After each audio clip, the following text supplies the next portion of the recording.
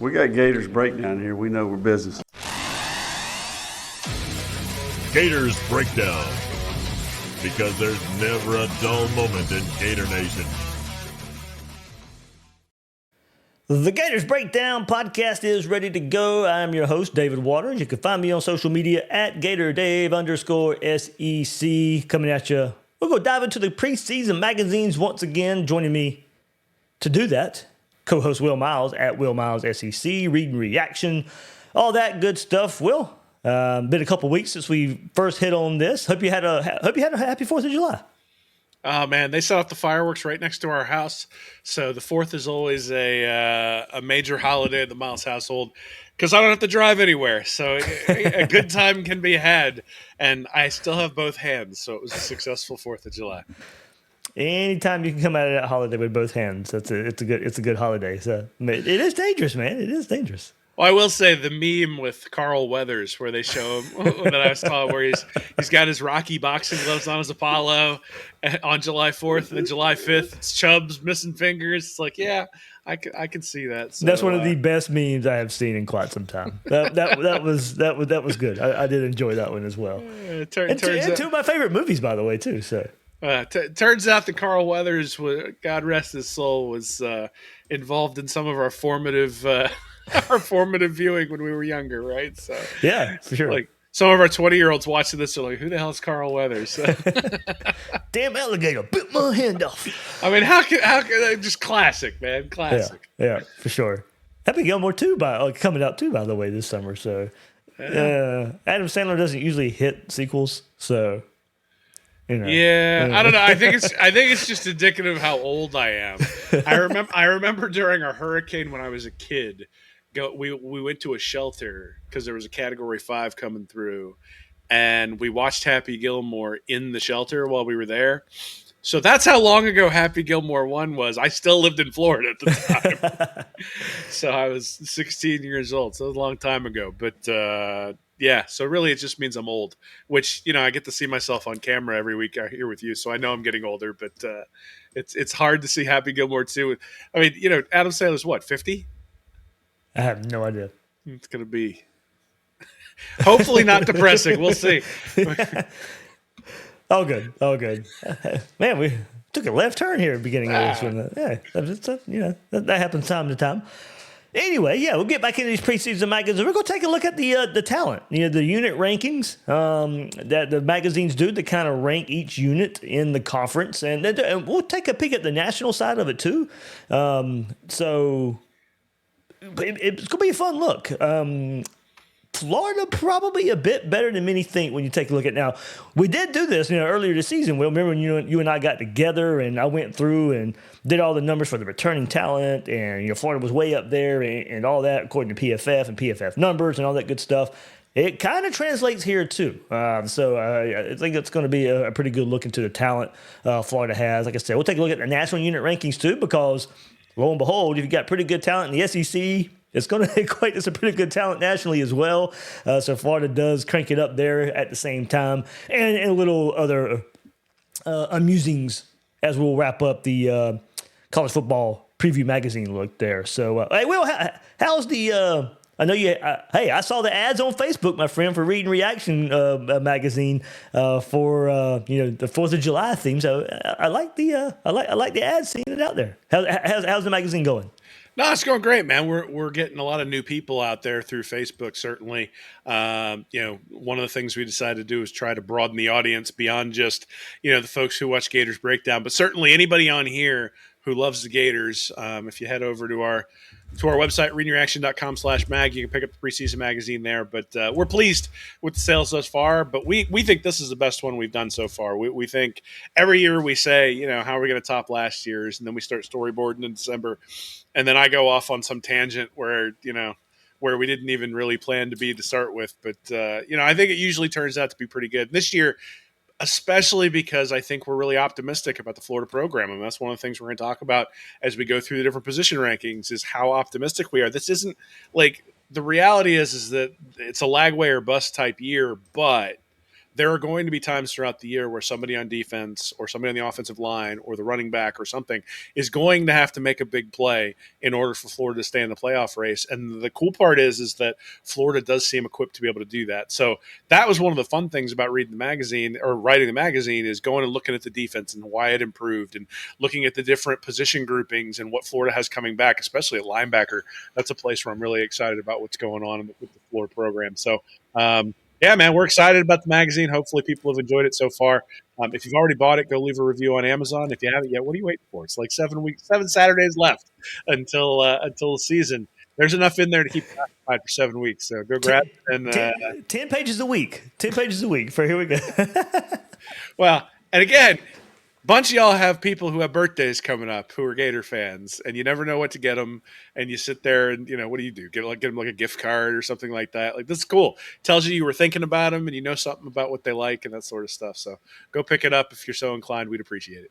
Especially if you think this is going to be a special season for Florida Gator fans. You'd kind of want like a little memento type of thing. That would be one right there.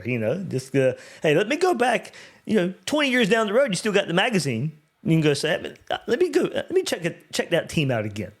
And well, I mean, I tell you what, if we do something really special this year, we'll have a postseason magazine as well. So, I think we will have you. I want to be doing multiple episodes a week in mid-December, late December, early January, mid-January. Let's go for it. Dude, I haven't been busy in December in a really long time, at least not with the current season. I will take it every day of the week, being busy. And, we're going to feel it this year because the schedule came out recently, and it's going to be a lot of late nights because all the games are in prime time, which, again, I think points to the optimism. I mean, I think you could have read the magazine the last couple of years, and look, I'm definitely accused of being negative at various times, and you could have read the magazine the last couple of years, and there was definitely a lot of hedging in there and a lot of, hey, like, this has to happen and this has to happen. I don't think you're going to get that this year when you're in the magazine. Like, the only hedging in there is, like, Billy Napier keeping himself as offensive coordinator. And let's be honest, everybody who's watching us right now is like, yeah, jury's still out on that one right now. So, there's some stuff that could go wrong, certainly, but there's a lot of stuff that could go right. And, this is as optimistic as I've been about the Florida program since I've started covering them, which says something because some of those McElwain teams were at least elite on offense. Certainly the offensive coordinator left some defense. Yeah, certainly the offensive coordinator left some things to be desired. A lot of third down conversions there for Mr. Nussmeier, but not a lot of points.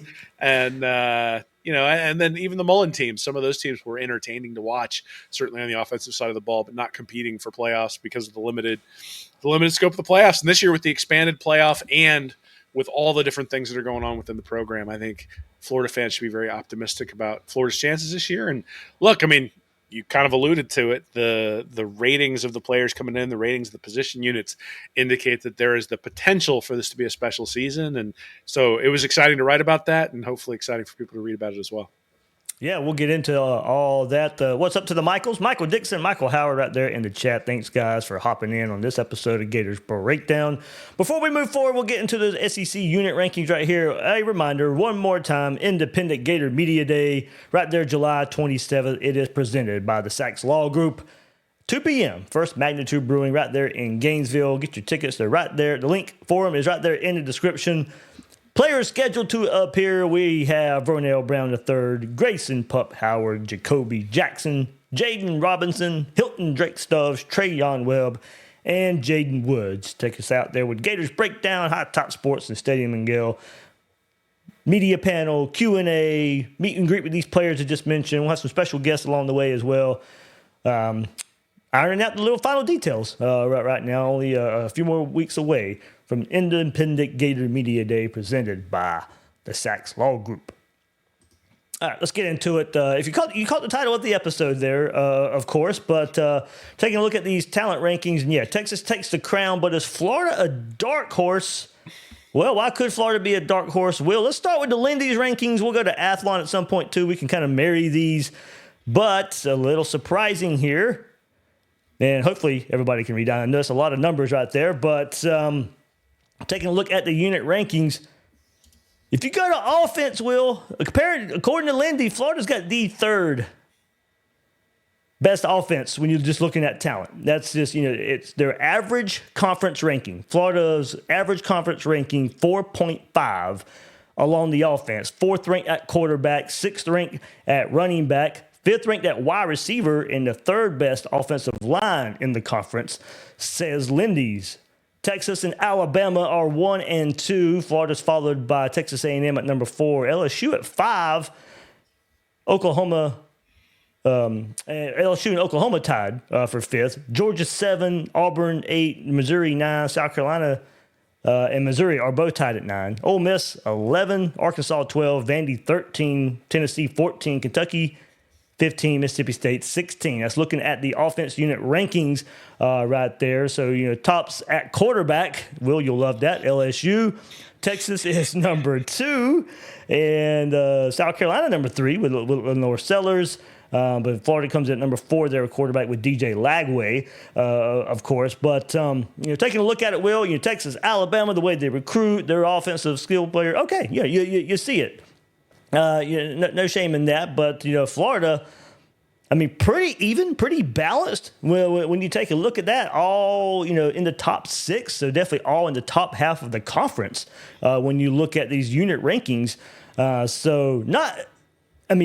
you think about it, or we think about it from a Florida side, not a huge surprise, but right here, Lindy's has the offense as the 3rd best in the conference. Yeah, look, I think that's probably accurate based on where Florida expects to be this year and based on what we've seen so far from the team, especially when Lagway was in charge. When Lagway was quarterback, the Florida offense looked different. Now, it's hard to trust the Lindy's rankings here because they have Nussmeier as the 1st best quarterback in the conference. I can't get over that, man. I don't think he's the 15th best quarterback in the conference, but he's not the best quarterback in the conference. I will come on here and eat crow like crazy if he turns out to be the number one draft pick next year. I just don't see it. I don't see the opportunity for him to make a leap. The other thing that sort of surprises me is Florida having the 6th best running back room behind teams like Oklahoma.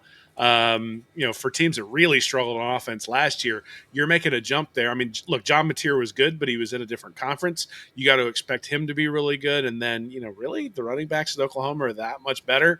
I'm not sure about the wide receivers at Auburn. They don't really put a whole lot of fear into me there either. I'll give them credit there. I think their receivers are good. They just had terrible quarterback play.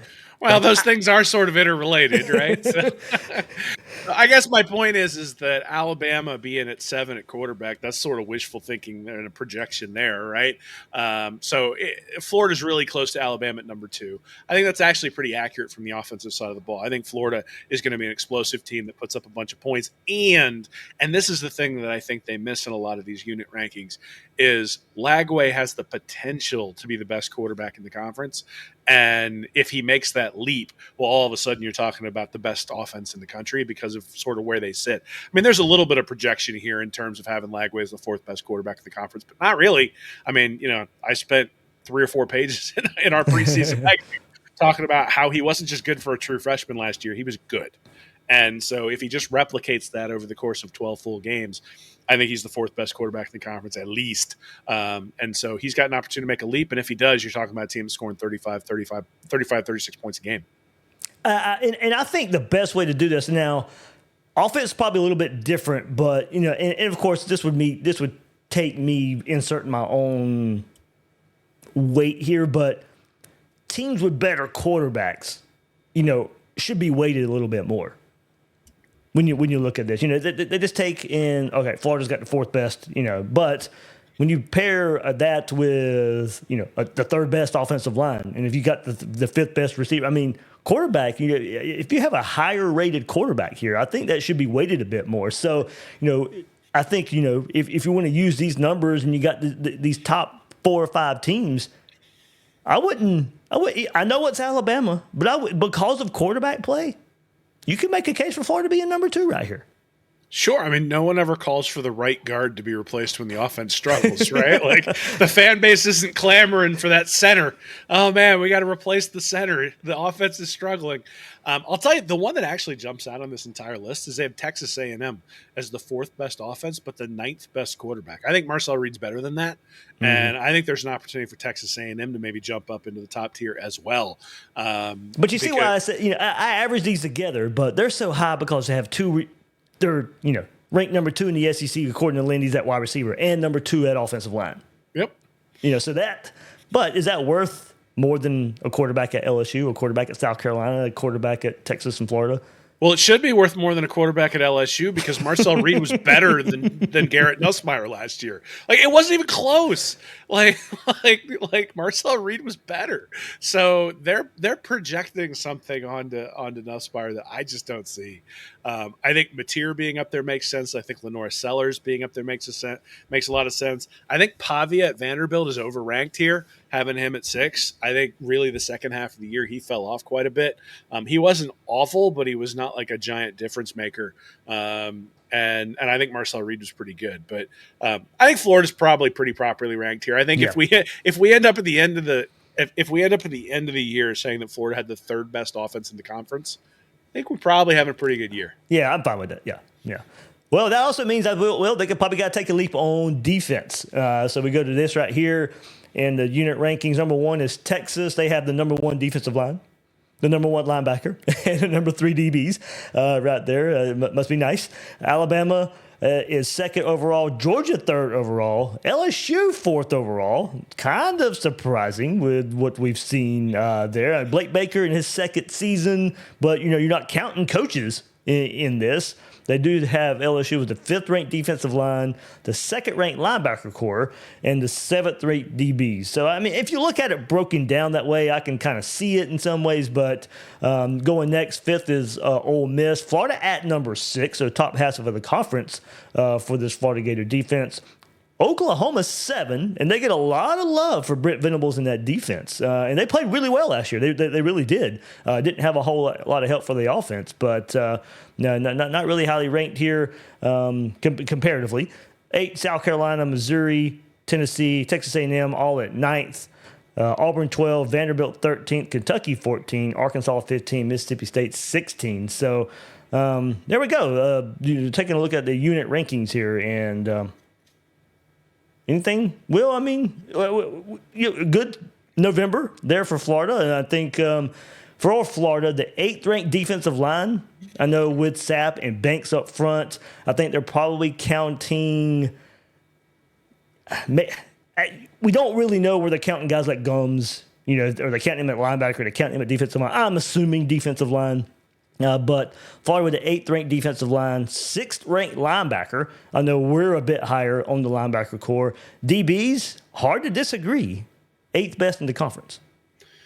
Yeah, I mean, look, I think Florida has a lot of depth at the DB position because of all the injuries they had last year. Guys like Jijon Johnson got major run, but, guys like Devin Moore haven't been able to stay healthy.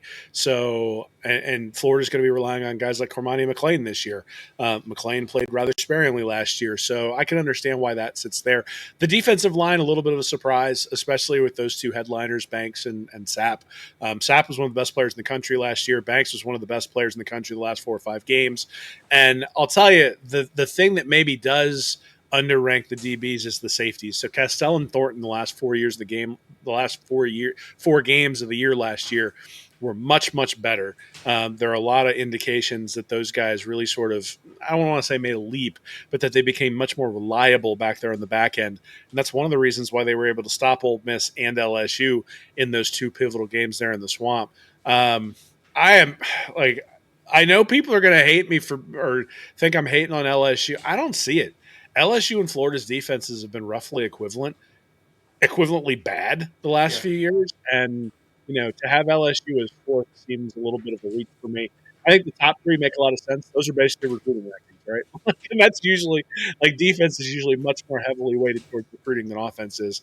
Offense is much more heavily tilted towards quarterback. So, yeah, if you told me Florida has the 6th best defense in the conference at the end of the year, I'd probably be a little bit disappointed, but I wouldn't be surprised if they ended up 4th or 5th.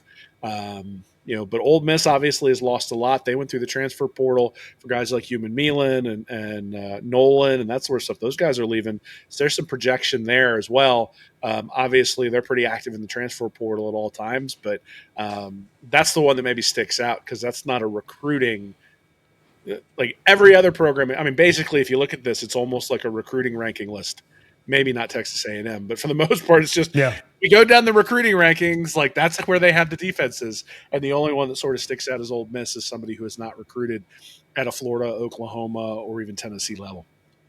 Definitely agree with your statement there. So overall, when you combine Lindy's offense and defense, they have Florida as ranking about 5th in the conference, right there behind Texas, Alabama, Georgia, LSU, and Florida. So Texas's average rating in the conference for all their positions, 2.86. Alabama was 3.43, Georgia 5.43, LSU 5.57, and Florida at 5.71. That was kind of their average finish units in the conference. Georgia, probably should bring it up a bit, and there you go. We'll shift this to the Athlon side of this. Next year, I might just do offense for both and defense for both, so we don't kind of repeat the kind of same look here. But Lindy's one more time, Florida 5th overall. And if we go to Athlon, Florida's 5th overall is there, but you can see they do have Florida. You take all their averages, 2nd offense in the league. Do drop a spot on defense to 7th in the league, taking the average there. But a little bit of disparity in Georgia, Will, on both. Lindy's a little bit lower than Athlon on Georgia. Of course, over the last handful, if we go through a whole cycle, last 4 years, probably top 2 or 3 in the country in acquiring talent, along with Texas, Georgia, or Texas, Alabama, Ohio State up there. But a drop on offense according to Lindy's, not so much on offense in the Athlon side of things. Of course, they're going to be high up there on defense, but I think a lot of questions, Will, with Gunnar Stockton taking over for Carson Beck. Can they run the ball better than they did last year? Maybe not quite the depth that they're used to having on defense. But there's a year to get Georgia. This might be the year.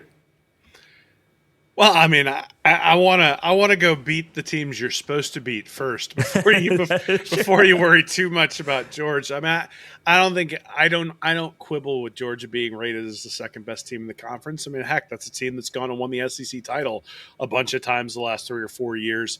I am so looking forward to September 13th. I may be hideously wrong about Nussmeier. I guess maybe, I'm going to find out. We're all going to find out on September 13th because Florida's going to Baton Rouge, and we're going to get Lagway versus Nussmeier. But I think Florida has such an enormous advantage at quarterback in that game, and I think they're going to prove it. And, even with LSU at home. I don't care. I've seen them both play football. I was telling you before we came on, I wrote about Nussmeier versus Lagway a couple of weeks ago, and there were 3 distinct plays that I highlighted in that article, and they were each plays where the concepts on the offense were very similar. So it's funny, people talk about Billy Napier being an offensive coordinator, and is that a good thing? He was running almost the identical concepts to what was being run by LSU, and Nussmeier checked the ball down or hesitated each of the 3 times, and Lagway let the ball fly. And that is the difference between those guys, is that when there's a hesitation, and maybe Nussmeier will fix it.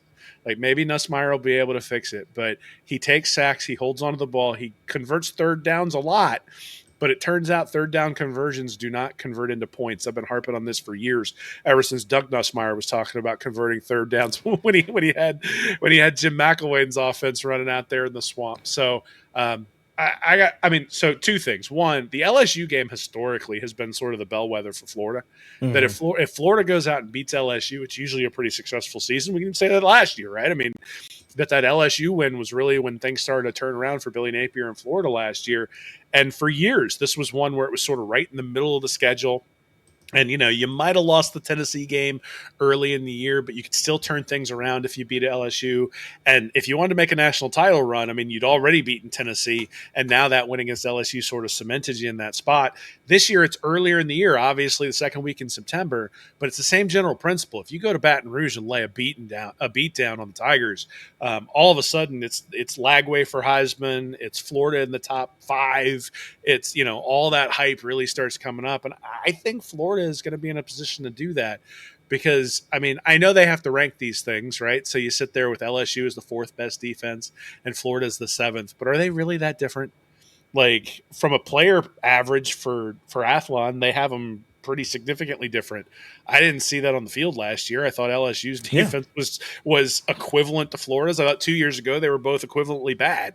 And so on offense, now you're talking Nussmeier versus Lagway. And I'm excited to see it. Again, maybe I'm wrong, but I don't think I am. I've watched the film of last year's game, and I'm really excited about what Florida's got at quarterback, and not so excited about what LSU has at quarterback, at least in term if I were a Tiger fan. So I'm sure I'll catch hell for it, and that's fine. But we shall see, man. We're only a couple of months away from being able to figure it out, and we'll.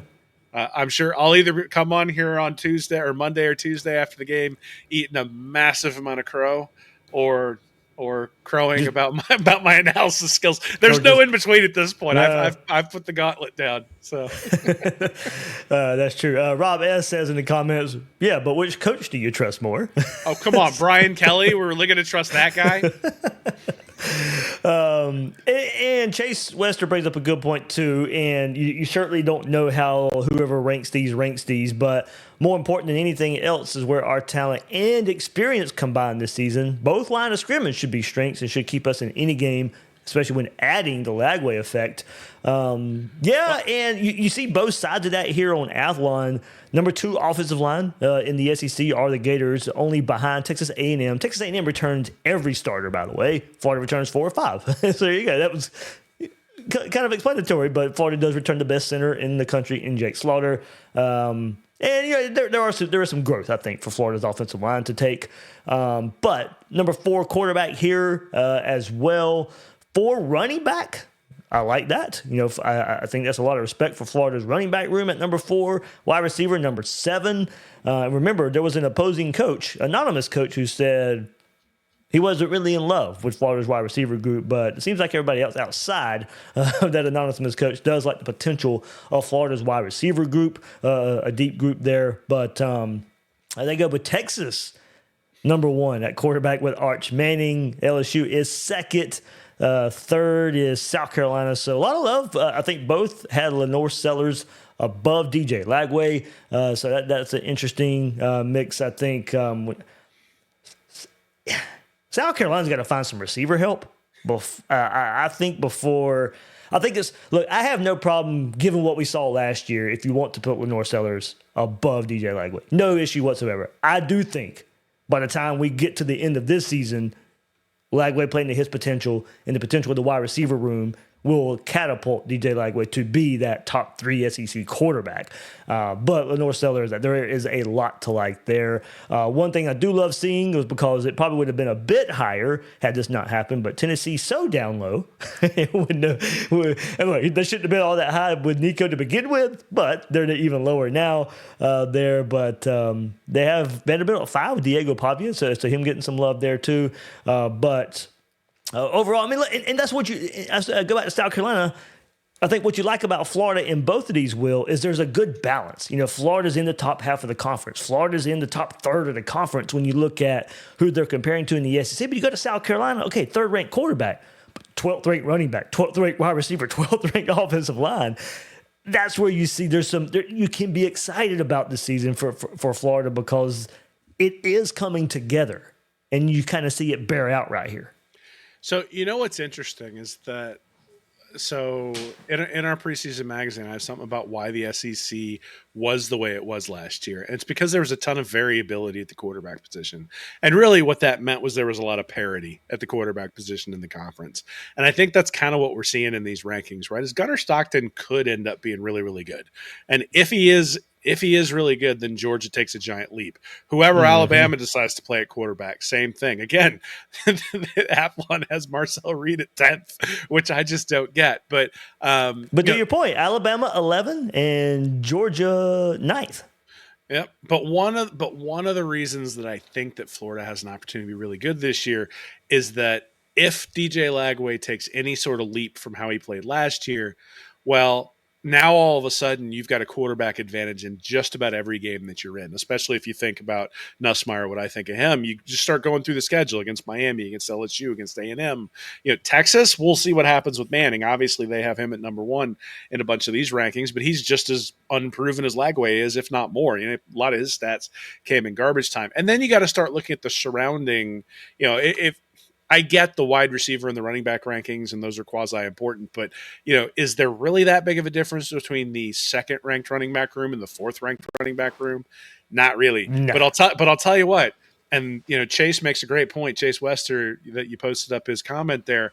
So Will Campbell and Emory Jones were offensive tackles for LSU last year, who both got drafted. One in the first round, 4th overall, and one in the 3rd round. And guess what?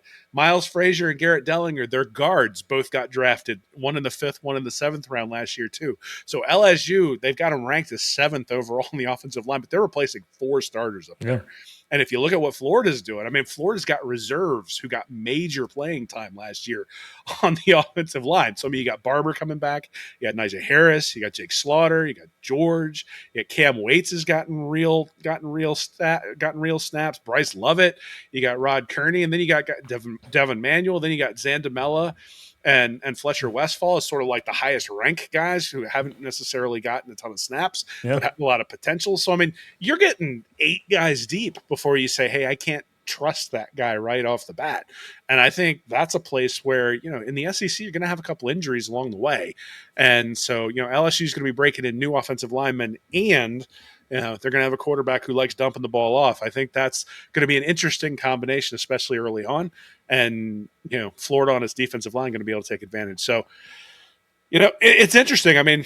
Both of these have Florida ranked 5th overall. Yeah. And that's with a quarterback who's ranked 4th.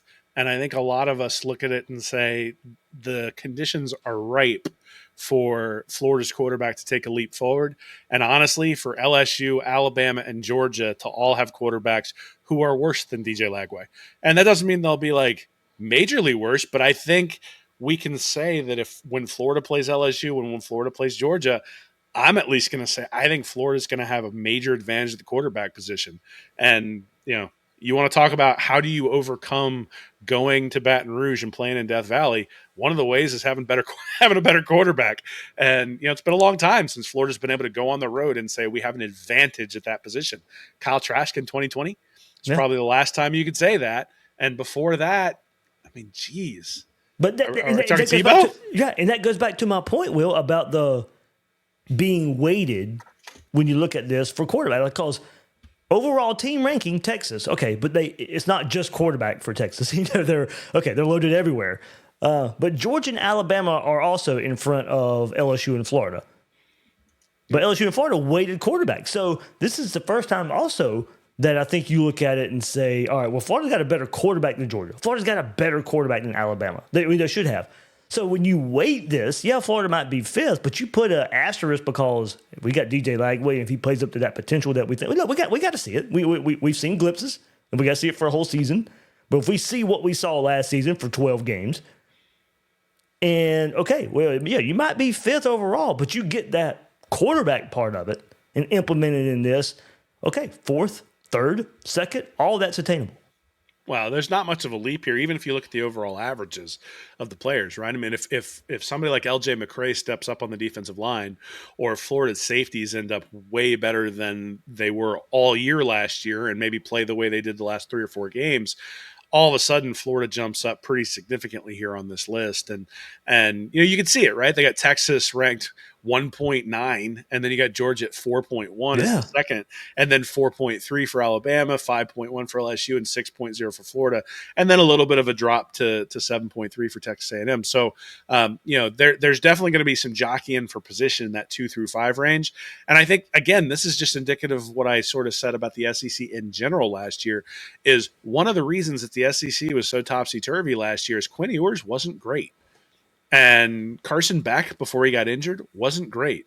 And Garrett Nussmeier wasn't great. And even if you think about Jalen Milroe, he wasn't awesome. And so you look at the behemoths of the conference, and they were having struggles at the quarterback position. Tennessee made a playoff with a bad Nico Iamaleava. Yeah. And you look at Vanderbilt, like I said something about Pavia not being as good the second half, but look, he was awesome against Alabama. And all of a sudden, when you had Pavia versus Milroe, Pavia wins that game in many ways because, threw Vanderbilt on his back to win that game. Lenora Sellers took South Carolina to the brink of making the playoff because he was out there and was really, really good for the Gamecocks. And then, you look at Ole Miss with Jackson Dart. He was the best quarterback in the conference, and it wasn't particularly close. And Ole Miss comes really, really close to making the playoffs. But all that being said, there was still a lot of variability because it turns out that Texas and Georgia and Alabama all still had more talent on the field. It was just that things got compressed because of the quarterback play. And I think that's what we're going to see again this year. I think that's kind of indicative of these rankings is everything's pretty compressed. I mean, look, it doesn't take a brain surgeon to say Mississippi State's probably not going to be very good this year. Right. But wait, what about the fall of Kentucky? Well, I mean, it turns out that once the 3-star recruits can go someplace else and can transfer away after you've developed them, then it becomes a problem, right? I mean, Kentucky fundamentally is essentially a non-power 4 conference team, just happens to be in the SEC, right? Like Kentucky isn't a destination for somebody who's at like Central Florida and plays well a couple of years and then wants to go show their wares in the conference. At least they haven't been historically, and certainly not under Stoops. So the transfer portal has not been kind to Kentucky. They're getting net losses there. Versus if you look at Ole Miss, the transfer portal has been a net positive, right? I mean, you can talk about continuity, and is that one of the reasons why they've lost more games than they should have, and all sorts of stuff. But there's no doubt that Lane Kiffin has done some stuff at Ole Miss that other people just haven't been able to do.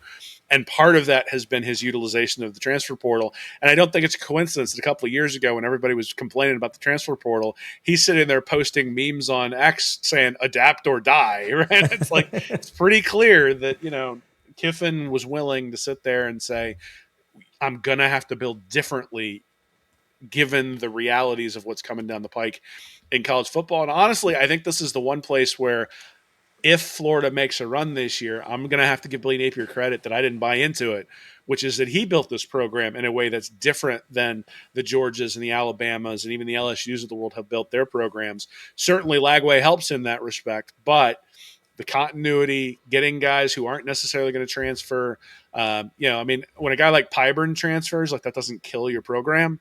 But when a guy like Nico transfers, and look, for Tennessee, we can talk about Nico not being great last year, but he's your 5-star quarterback that you paid a ton of money to come. And when he comes, you can't stack guys behind him because people realize, I'm not going to get to play.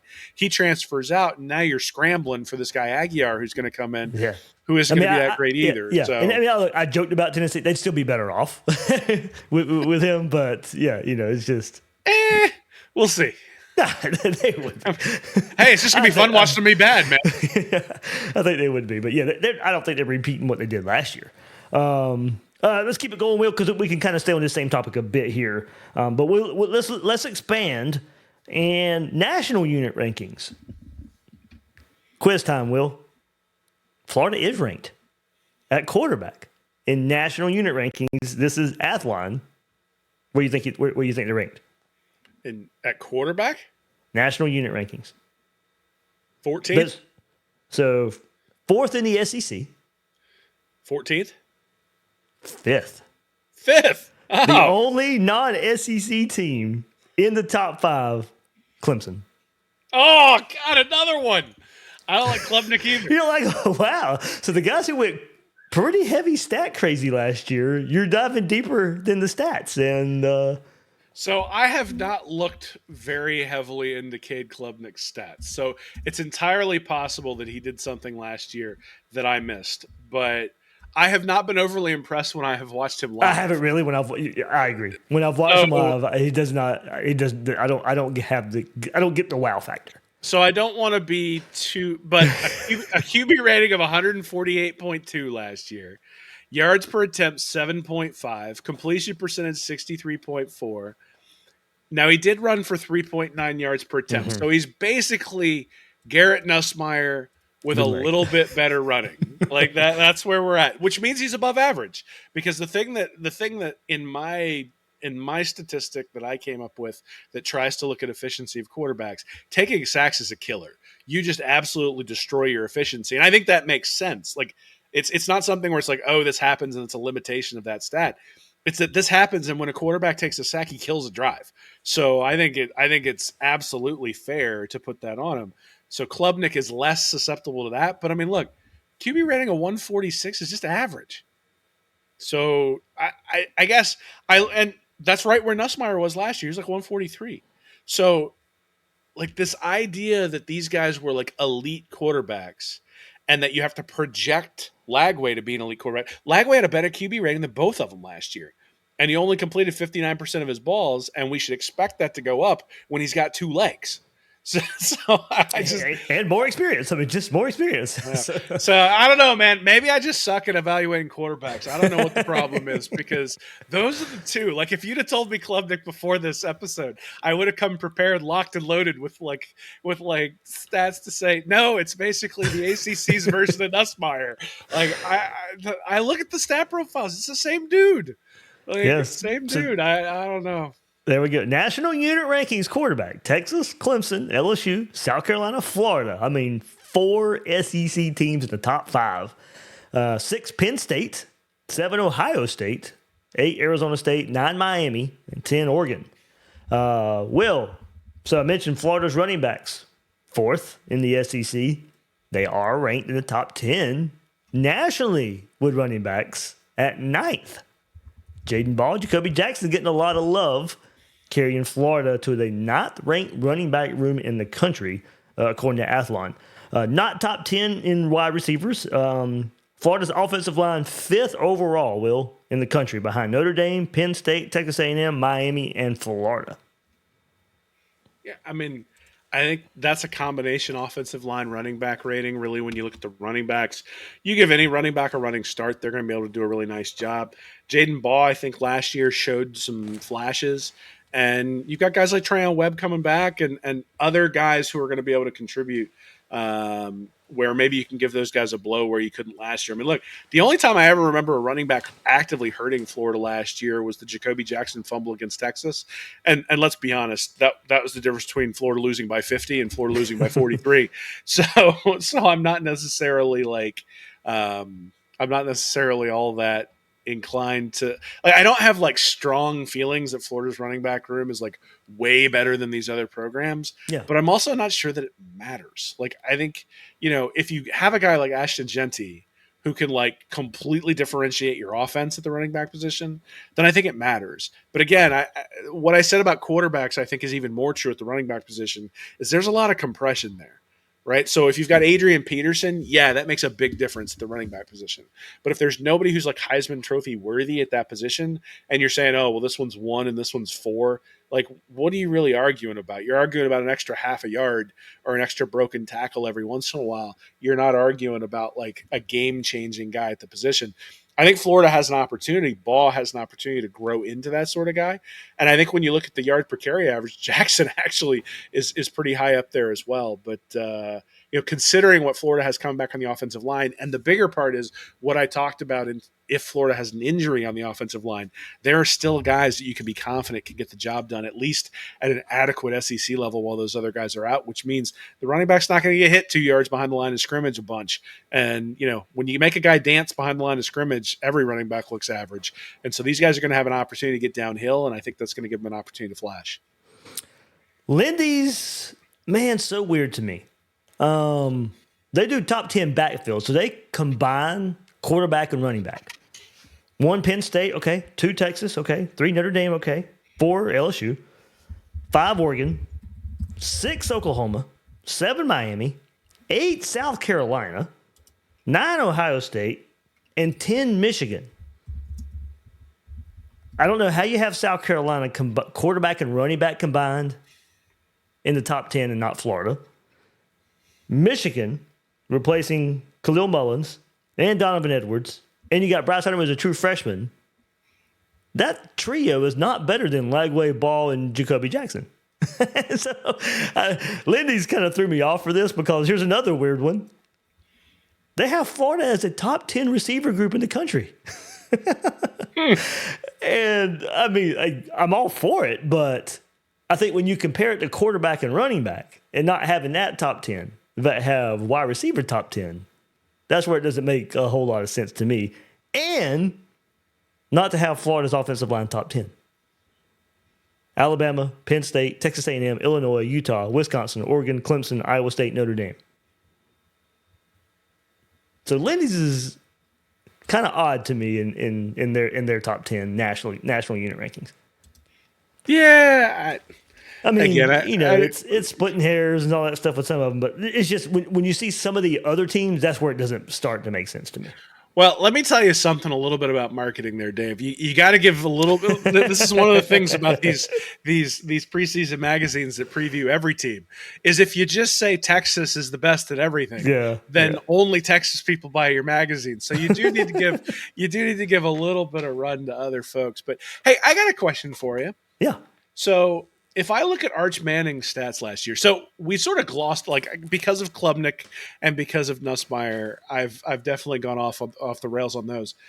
But who would you say, like, what was the most impressive game for Arch Manning last year? He went 26 of 31 for 325 yards against Mississippi State. Yeah. And then he went 15 of 29 for 258 yards, 2 touchdowns, and 2 picks against Louisiana Monroe. So that's 60 of his 90 passes were against the worst defense in the SEC and Louisiana Monroe. Right. If all DJ Lagway had gotten was his 20, so the two that Lagway had where he threw more than 26 passes to start with was he had the win over Samford, where 18 of 25, 456 for 3 touchdowns. And then he had the win over LSU on one leg, 13 of 26 for 226 yards, 1 touchdown, no interceptions. So if I took those two games, and those are sort of like, I mean, and I'm saying, look, Samford and LSU is better competition than Louisiana Monroe and Mississippi State, and Lagway has a better stat line in those two games. And if you look at what Lagway did against Mississippi State, 7 of 7 for 76 yards. So when they were giving him 1 out of every 3 drives, he was perfect. The game against Tennessee when he came in the second half is really the only time he was bad from there on out. I think the interceptions and the struggles against some of the zone defenses against Florida State and Tulane sort of stick in people's minds. But I look at it and I go, I get it. Texas is a better team. I have no doubt. Texas is a better team, has more around them. I think if you look at the overall stats that Manning put up last year, they're really, really good. But it's projection. Well, again, so I'm sitting there going, you have to do less projection to say Lagway is going to be awesome than you do to say Manning is going to be awesome. They're both number 1 overall quarterback coming in from a recruiting perspective. And I think you can make a strong case that Lagway had a much stronger start to his career than Manning has. Now, Manning sat for a couple of years, and so maybe that factors in as well. Certainly, he hasn't done anything when he's been on the field to make me doubt that he's going to be a really good quarterback. But I think that's the other thing that we do need to think about is, he went 3 of 6 for 19 yards against Georgia. Or I'm sorry, that's Lagway I'm looking at, going 3 of 6. If I look at what Manning did, he went. Did he even throw versus Florida?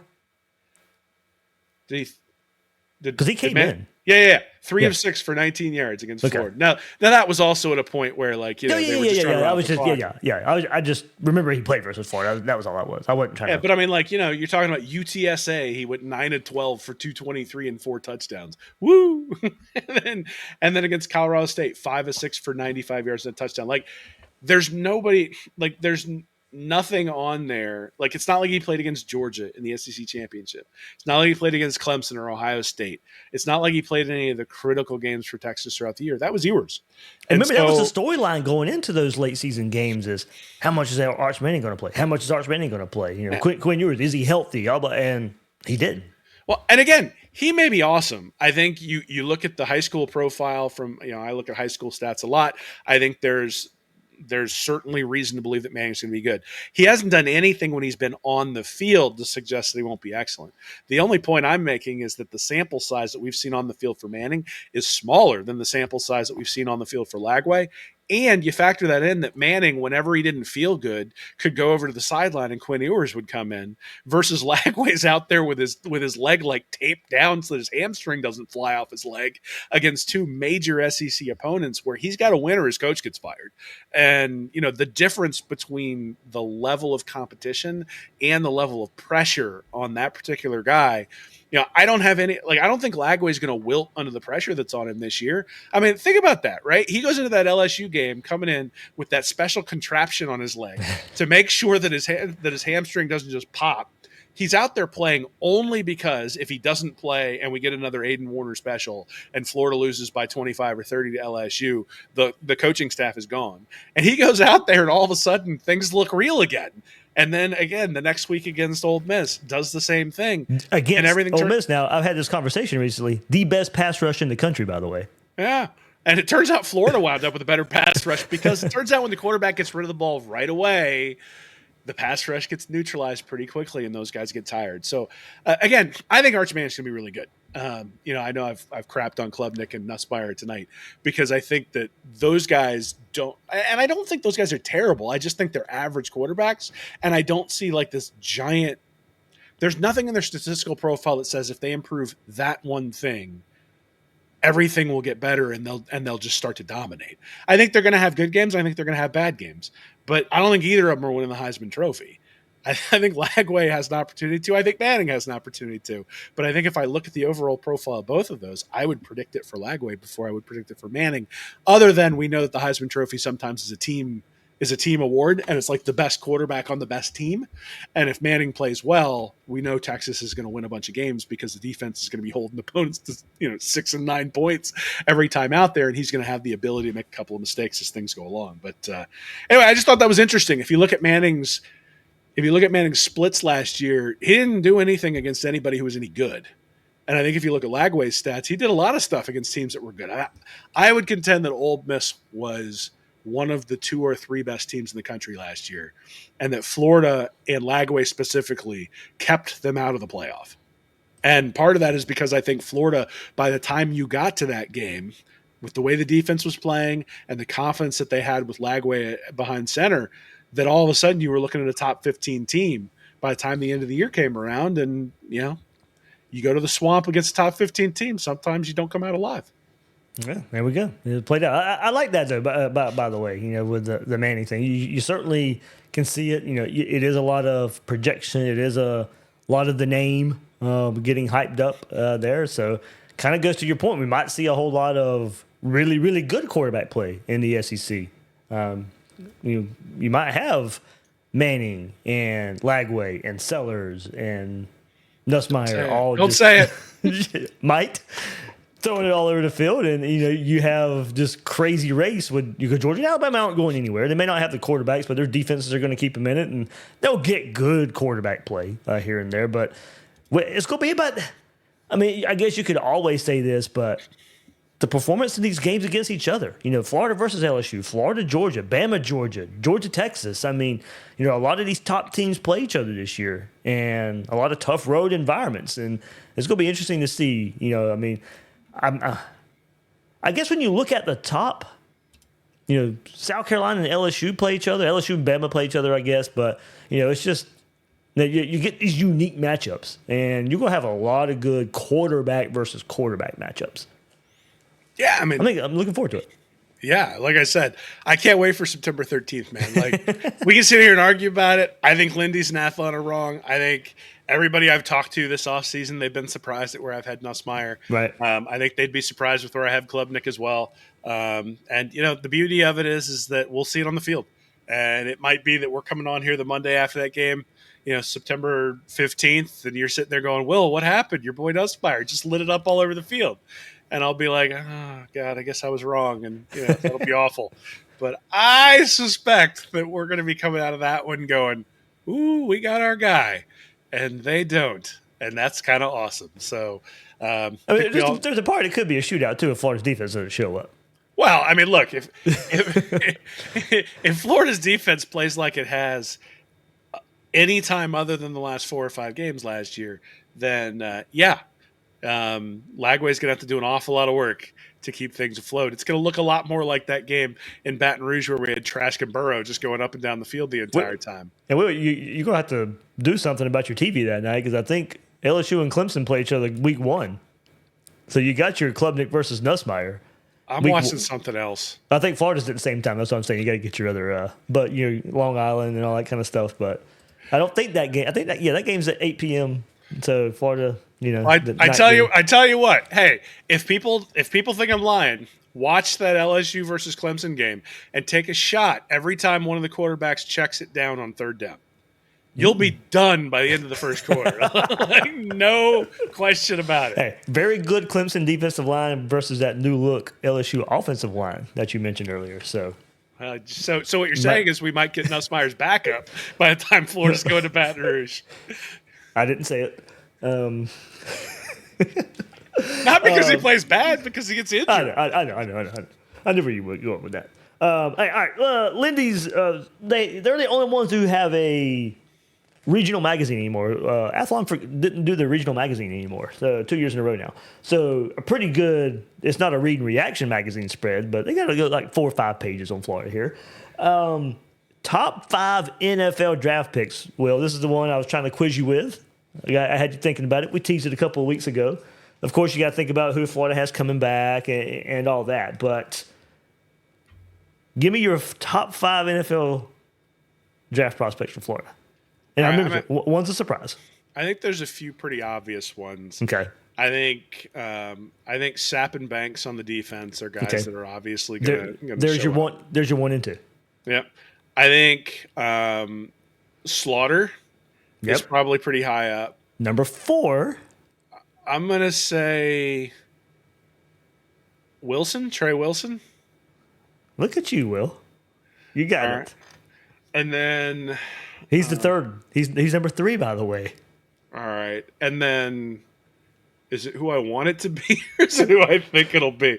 I think they're probably going to pick again off the offensive line. So I'd say probably Austin Barber. You nailed him. Would be all the 5 of them. You got all 5 of them. Now the guy I'm hoping for is Devin Moore. Aha! Moore has been outstanding when he's been on the field. Yeah.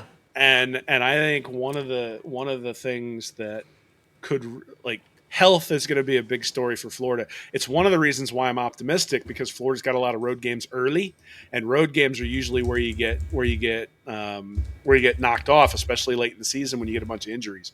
So Florida, I think, is going to have to stay healthy in order to be successful this year. And luckily, because of the way the road and home splits sit this year, they'll have to go on the road early, which means you got to get everything, after those first 2 cupcakes, got to get everything set together. But a guy like Moore, man, if he can get an entire year in, I think he's got an opportunity. And I was saying this in last year's preseason magazine I thought he was going to be gone to the NFL after last year, because what he'd put on film and what he'd put, you look at PFF stats, you look at stats with SIS and all those sorts of things, and Moore rated out as one of the best corners in the country in his limited amount of time. Got to get him out there again. Got to get him healthy. Got to keep him healthy all year. And obviously staying healthy is a skill.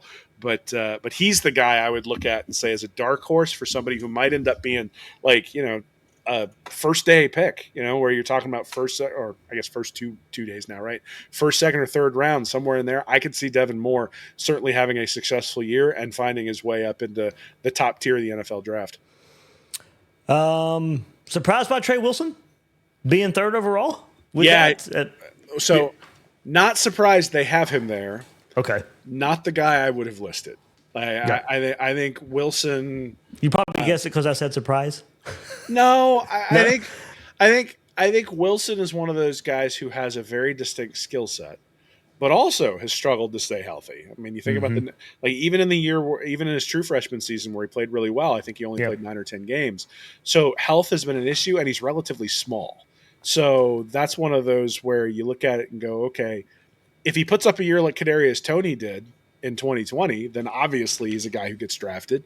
And you don't have some of the concerns about the social media presence that Toney certainly presented and has borne out in the league thus far. But I don't know.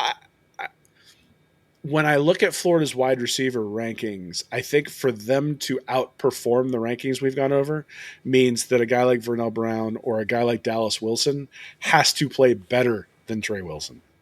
And I think that's possible, but I think that also suggests sort of, we're talking a late round draft pick. I wouldn't think, I'd be surprised if Wilson wound up like a first rounder or a second rounder. NFL Draft Buzz, their draft projection, second round to late. So they have it as high as a second rounder. Right. Overall rank number 55, position rank 12th. Then how's our wide receiver room so crapped on all these preseason magazines? Hey, I mean, they had, you had the individual ranking. They were top half of the SEC. I'll tell you though, Dave, if Florida has 2 offensive linemen and a wide receiver, and I'm guessing that Slaughter and Barber probably like top 4 rounds, where do they have those guys? Austin Barber, ESPN had a mock draft, I think, last week. I saw him as a first rounder. First rounder. And by the way, shout out to his dad. I saw his dad at the car wash the other day. He noticed who I was. We sat there and talked for like 10 minutes. It was a good little time. So I was sitting there, and he's like, "I know you." I was like, "Yeah, I have a Gator." He goes, "I'm Austin Barber's dad." So it was cool. Hey, always fun to run into the family when you're at the car wash. Man. Yeah. I mean, think about this, right? If Florida has a first round left tackle, an All-American center, and a wide receiver who's getting drafted in the second round, what does that mean that DJ Lagway has done? Right. It either means that like they've had 7 injuries at right tackle and it became a disaster on that side, or Lagway is competing for the Heisman Trophy. Like if you have a first round draft pick as a left tackle with a 5-star quarterback behind him, oh boy, like that really projects to things that could be really, really special for the team. So, like I said to start this off, this is the most optimistic I've been about a Florida program in a really long time. And part of it is because of the depth that's been built, but part of it is you don't have to project these guys to like take these giant leaps in order for the team to be really, really good. I think, like I said, I think Florida, by the time you got to the Ole Miss game, I think Florida was a top 15 team in the country. Given the way Banks and Sapp were playing, given the way Pyburn was playing, obviously he's gone, given the way the defensive backs with Bridges switching out to corner and the 2 safeties, Castell and Thornton, were playing, and given the way that Lagway was playing, I think Florida was a top 15 team in the country by the time he got to that point. I think they took a couple of steps back against Florida State and Tulane, but let's be honest, those were 2 like really overmatched teams. Like that was one of those where like, you like every once in a while when I coach my son's baseball team, you go out there and you see the kids on the other side and go, oh boy, we're about to get mauled. And it doesn't matter who you pitch, you're dead. And I think Tulane and FSU were sort of in that state. So did they have the full attention of the Gators? I'm not necessarily sure, but man, yeah. If it goes that way, if Florida has those 5 guys drafted, we are having some awesome Gators breakdowns in December. I might be meeting you down in Atlanta. And I might be meeting you in Gainesville in December for a home playoff game. Because, they're going to be there if 5 guys get drafted. If those 5 guys go in the draft, Florida's in the playoff. Wrapping up here, going about an hour here. Best and brightest, and this goes Lindy's here, and then we'll kind of wrap up our preseason magazine coverage that we do every year. Enjoy doing this, gives us some good talking points. Most valuable player, Jake Slaughter. There. So Slaughter anchors an experienced offensive line and has emerged as a leader for Florida's offense, both on and off the field.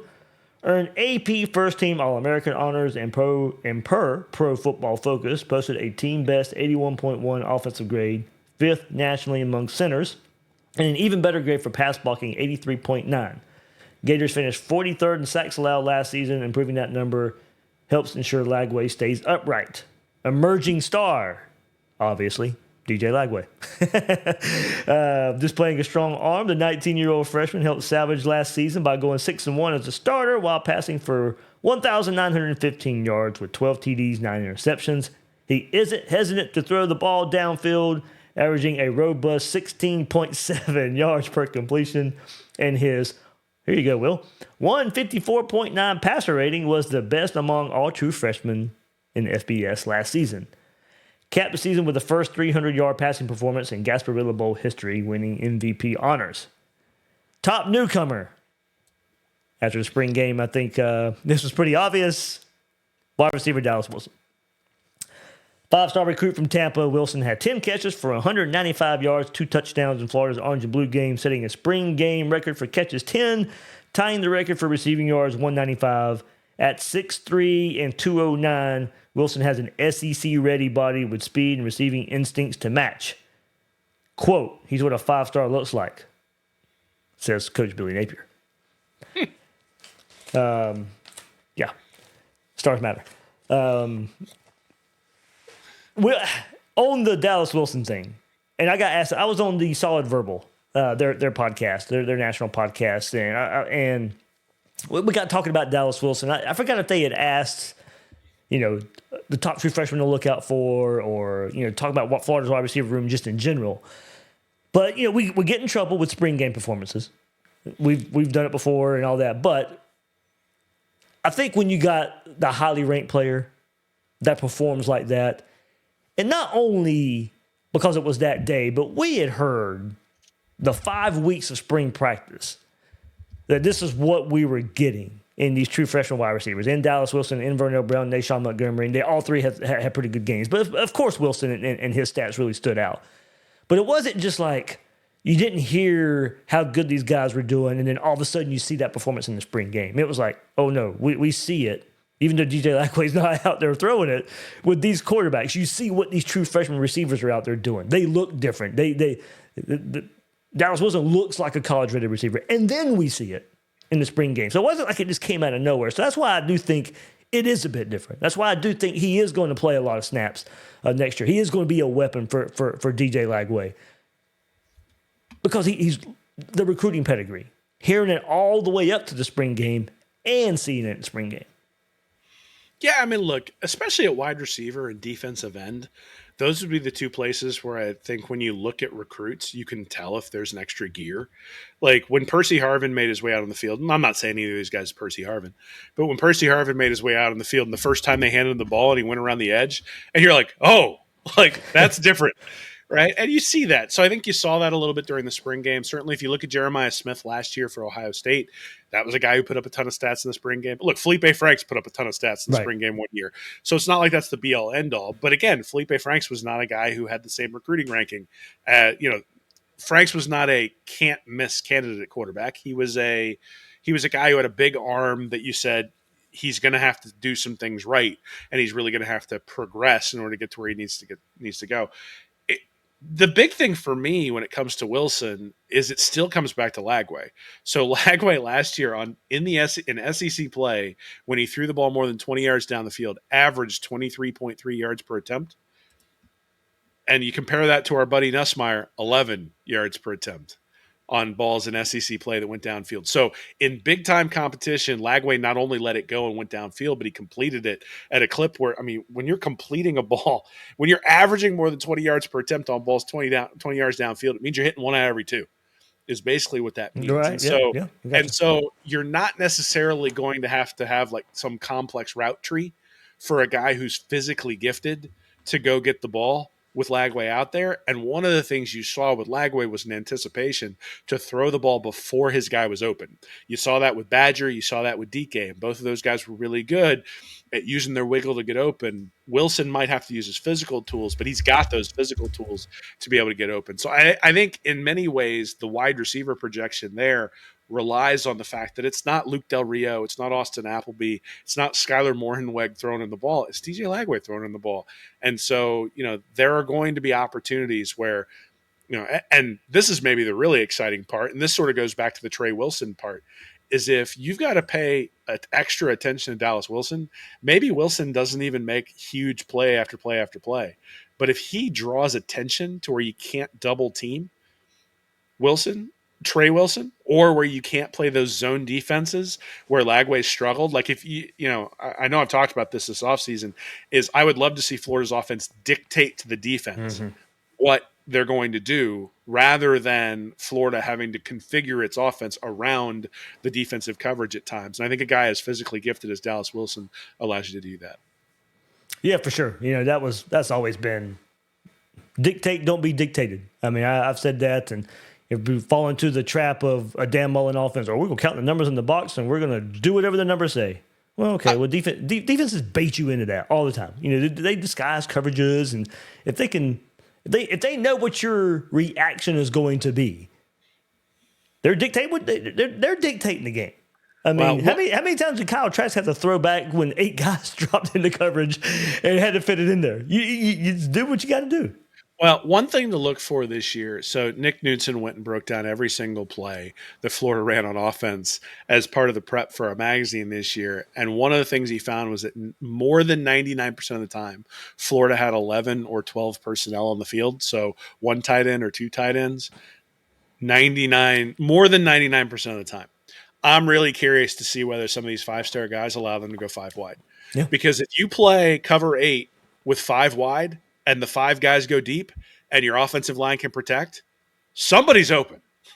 Like, that's just like, the reality is this is classic air raid, right? You just send, in fact, it's one of the reasons why the air raid was so successful, is that you would just send verticals, and the wide receiver ran to an open space, and the quarterback was trained, throw it to the open space, and there will be a receiver there.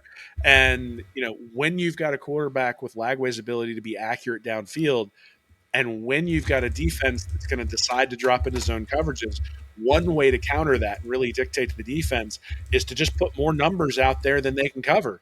Even if they drop 4 guys deep, if you've got 5 guys running, you can hit that 5th guy. So a guy like Hansen streaking down the middle may really be a weapon this year, where you can get away, where his straight line speed becomes really important. But I also think the addition of these wide receivers and being able to use them in configurations where you're taking advantage of that sort of stuff. And then also, one thing we saw 2 years ago that we obviously didn't see last year because of the injury was Trey Wilson lined up as a running back quite a bit. 2 years ago, where they have Montrell Johnson as like a lead blocker, and they would throw him pitches, and then they would get him out on a linebacker in coverage because of that. And again, if you've got big time wide receivers on the outside running the coverage off, and now you can slip a guy like Wilson underneath, you've now opened up a bunch of space for him to run. So I think there's a lot of stuff that Florida can do, but I'll be really interested to see whether they change their configuration on the offensive side of the ball and get away from that 11 personnel as like their extensive package, and the 12 personnel as their extensive package, because they feel comfortable. I think that'll tell you what they think about Vernell Brown and what they think about Dallas Wilson, if all of a sudden now they're going out there in 10 and they don't have the and they're going out there 5 wide and really going down the field. So we'll see. I'm interested to see what happens. And the interesting part is we've got a couple of cupcakes to see kind of some of those things work their way out in the opening games. And then when the game really hits against LSU, hopefully all those kinks have been worked out, and we can dictate to the Tigers defense rather than the other way around. All right. Good stuff. Enjoy it. I'm excited, dude. Like, I know. I know, man. I mean, it all comes back to Lagway. It certainly does. Yeah. But this is the one where, with the guys coming back on defense, and Banks and Sapp are the ones we talk about, yeah. But Thornton and Castell coming back for their 3rd straight year with all the experience they've gotten in safety. You've got McLean now in his 2nd year in the system. You've got Devin Moore coming back, who could conceivably be healthy. You got Miles Graham and Pup Howard both in their 2nd full year in this system. Like, there's a lot of reasons to believe. I know most of these ratings had Florida as like the 7th ranked defense in the conference, but I think there's a world in which you can see Florida take a leap forward on defense too. And man, if that happens, all of a sudden we really are planning for a trip to Gainesville for a playoff game. And how much fun? Maybe not. Maybe more than that. And Florida's got to buy, and we're not even hosting a game. Well, I'm not going to get greedy, buddy. And more than anything, can you imagine the tailgate scene on Florida's campus for a playoff game with Lagway? And hopefully we're playing somebody like Penn State, so that I can needle all the people back here where I live. And I wouldn't care. I'll take it. Hopefully, it's not that noon playoff game. Hopefully it is a night, so Harmonic Woods can just go all day long for a playoff game. But Hey, look, noon playoff game just means the tailgate starts at midnight. That's all that's that true. means. That's true. We'll tailgate somewhere and then roll in at 6:00 and continue it. I think we can convince the administration to let us park at like midnight instead. Yeah, if we're all there already, what are they going to do? What are they going to do? Kick us out? Yeah. I hope that's what we're doing in December. I hope that's a Christmas present for us all. Oh my goodness, Max would be so happy. You just have to stay in. You just have to come down for Thanksgiving and stay till January. Well, I mean, so he's already told me I'm taking him to both games that are bookending Thanksgiving. Yeah. So he looked at the schedule and was like, "Dad, we're going to both." It wasn't, "Dad, can we go to both?" It's, "Dad, we're going to both." And I'm like, "Really? You think so?" And he's like, "Well, we're at least tailgating for both." I'm like, "Oh, you got your priorities straight. I like that." Touche. Oh man! All right, I'm on vacation next week, Will. So Hey, we're gonna get some recruits. yeah, I don't know. We'll have like a flurry right before. So unless some of those guys who don't have announcement dates, which hey, you know what, it might be what happens since I'm on vacation.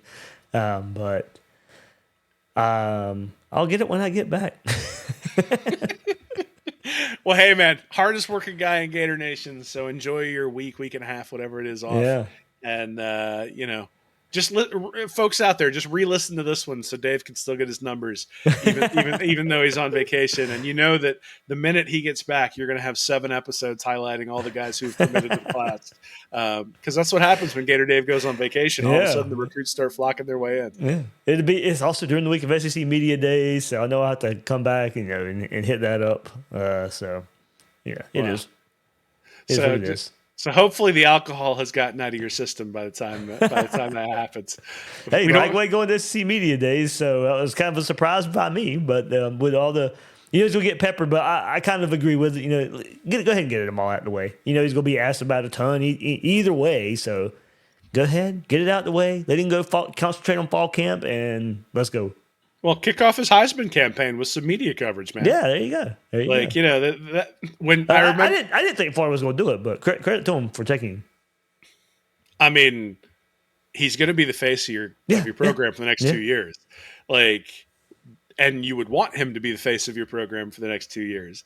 So it makes complete sense to have him there. And honestly, I think in 2020, Mullen sort of shied away from pushing Trask when it came to and the whole program shied away from pushing Trask when it came to individual awards and things like that. But, I don't think that's a wise thing to do. I think, especially in the social media age, you need to show the kids, the high school kids who are coming in, that you're going to advocate for them when it comes time for award season. And look, if Lagway has taken on that leadership mantle within the organization and he's a leader on the team, then he should be there for media days. And if nothing else, that really does make me feel good about his position within the team, because you always worry about that, right? With NIL and all that sort of stuff. Is there going to be fracturing within the organization if one guy's making millions of dollars and, the left tackle's making 50 grand?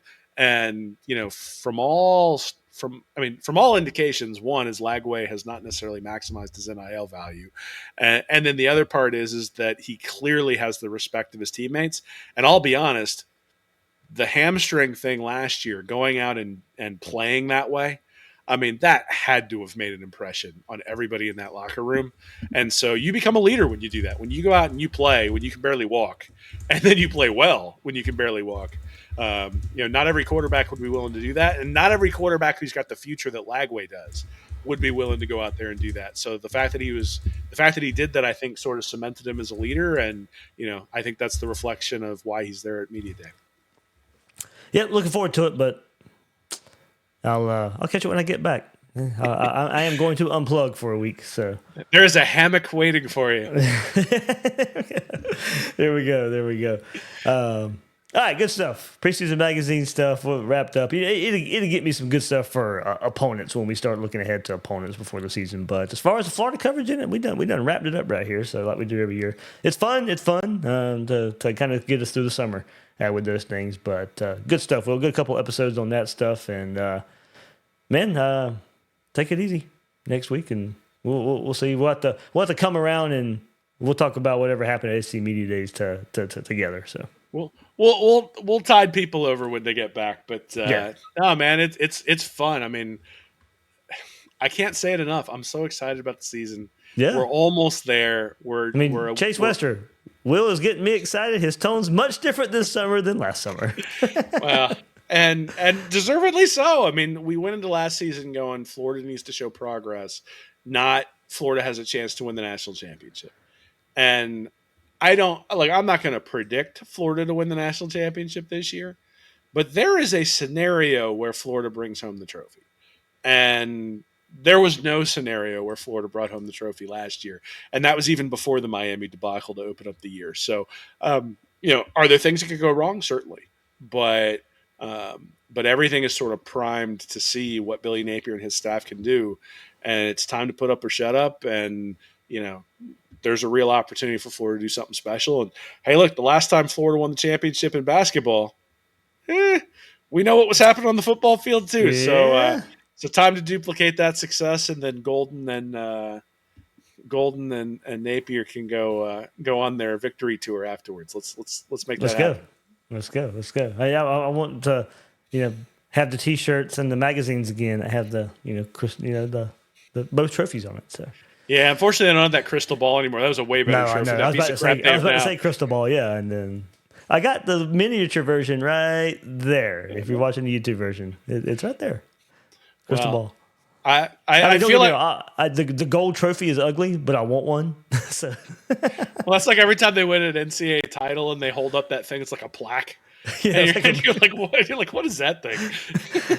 That's the NCAA trophy. It's like it looks the same for almost every sport. It just has a different thing on it. Yeah. Well, some dude at Wisconsin designed it back in like 1945 or something, and then they've just handed it out ever since. But you know what? You're right. It might be an ugly trophy, but I want that trophy, and let's bring it home. Yep. All right, good stuff, Will. Catch Will at Will Miles SEC and read and reaction. What you got coming up there? Anything, working on anything? Yeah, safeties. So I alluded a couple of times to the safeties. That'll be the next thing that comes out, is looking at what those guys did, what we should expect in 2025, and why that might be an area where Florida, for a long time, might actually be an area of at least not weakness, but potentially strength. So. Good stuff. All right, everybody check it out there. I am the host right here, Gators Breakdown, David Waters. You can find me on social media at GatorDave_SEC. Guys and girls, thank you for joining us on this episode of Gators Breakdown.